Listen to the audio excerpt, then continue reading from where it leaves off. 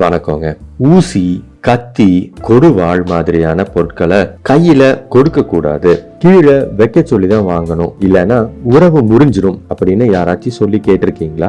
ஏன் அப்படின்னு தெரியுங்களா? யாராச்சும் நம்ம கிட்ட இந்த மாதிரியான கூர்மையான பொருட்களை கேட்கிறப்போ கைப்பிடிய நம்ம பிடிச்சிருப்போம், கூர்மையான பகுதி அவங்கள பார்த்து இருக்கும். அவசரமா நம்ம கிட்ட இருந்து அதை வாங்க வர்றப்போ அவங்கள குத்திரும், அவங்கள நம்ம தெரியாமலேயே காயப்படுத்திடுவோங்க. அப்படின்னா கூர்மையான பகுதிய நம்ம பக்கம் வச்சுக்கிட்டு கைப்பிடிய அவங்க கிட்ட கொடுத்தா முடிஞ்சிச்சு அப்படின்னு தானே நினைக்கிறீங்க? பண்ணலாம். ஆனா கத்தியோ கொடுவாளோ அவங்க வேகமா எடுக்கிறப்போ நம்ம கைய கிழிச்சிரும் இல்லைங்களா? இந்த பிரச்சனையே வேண்டானதான் எதுனாலும் கீழே வச்சுட்டு எடுத்துக்கோங்க அப்படின்னு சொல்றாங்க. மத்தபடி உறவு முறியற கதையெல்லாம் சும்மாதானுங்க. சரிங்க, எனக்கான உங்களோட நேரத்திற்கு நன்றிங்க. முடிஞ்சா உங்க கருத்துக்களை பதிவு பண்ணுங்க.